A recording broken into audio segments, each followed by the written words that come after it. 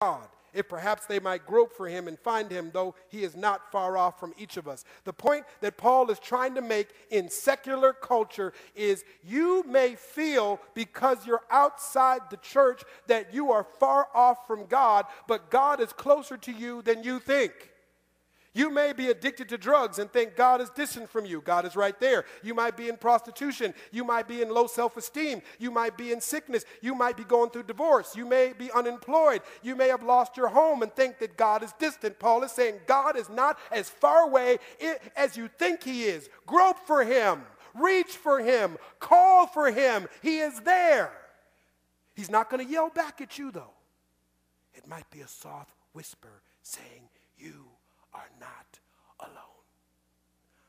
I will never leave you or forsake you. But you have to get to the place where you can hear him. And Paul goes even deeper. For in him we live and move and exist, as even some of your own poets have said. I want to close by stretching you to a place of the evangelism that comes on the other side of extraordinary worship. A lot of times, when we're worshiping outside the Christian bubble, it's a worship where, if we're honest, the worship is kind of, see God in me. Like I'm worshiping out here in the world so that worldly people can see God in me, that they would want God.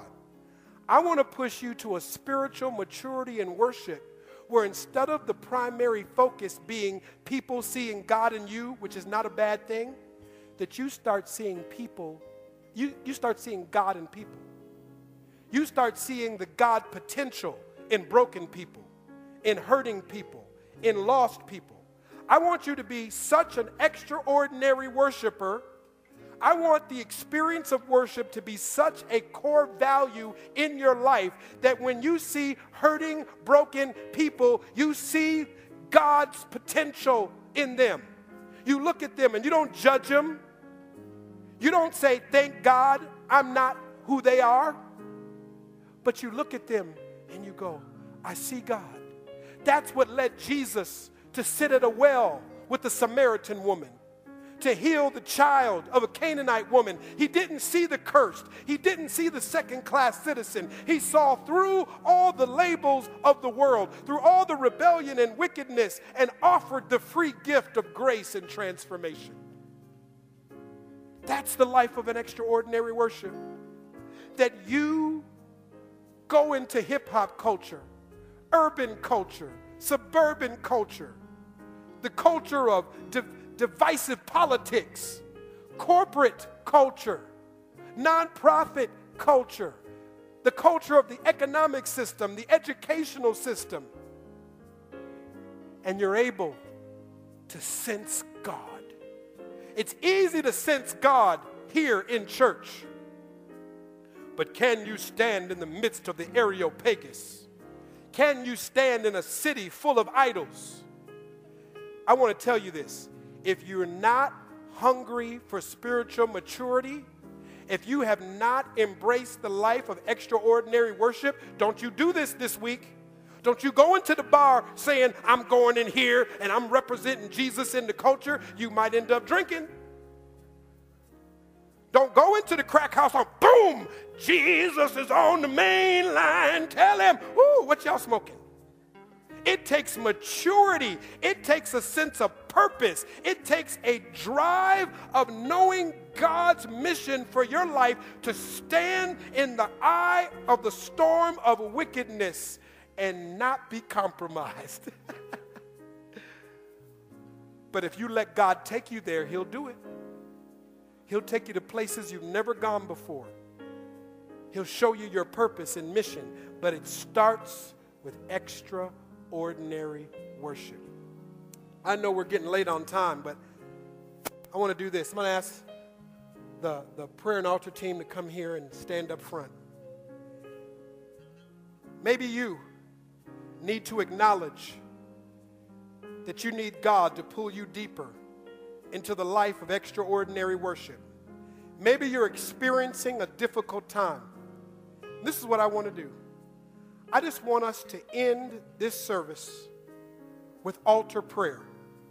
If you're going through something, if you're dealing with challenges in your life, this call is for you. We don't need to know what you're going through. We don't need to know what it is. But I want to end this service in here with an altar call that will push you to extraordinary worship. So if you've been struggling with something, if you've been dealing with something, if there's been something that's causing you to lose sleep, I want you to stand up right now and come down to the altar. We're going to pray together. Don't be ashamed. Don't be embarrassed. You're dealing with a challenging situation. It's going to be tough to go to your job tomorrow, or you're waking up tomorrow unemployed trying to figure out what the next step is. You're dealing with a condition physically that you're not sure where to go. You and your spouse are dealing with something. You and your kids are dealing with something, and you just need God to meet you right where you are. I'm lovingly asking you, stand up where you are. Come on down. Give it to the Lord. Let him stretch you. Let him push you.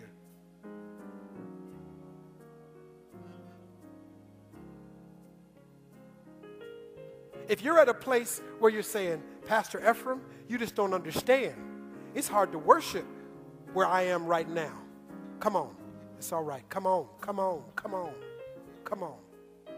Come on.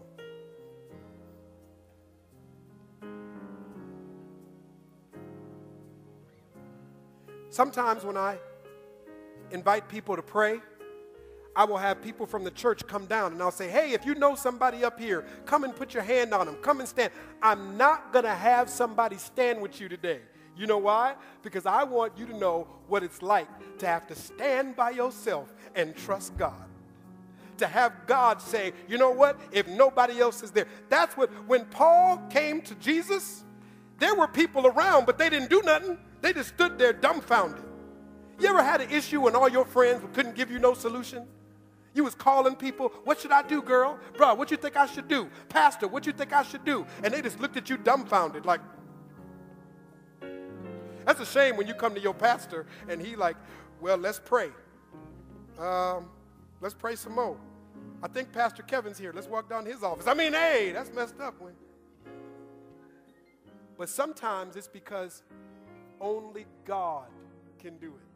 Or maybe God only wants to do it so that you trust him like never before.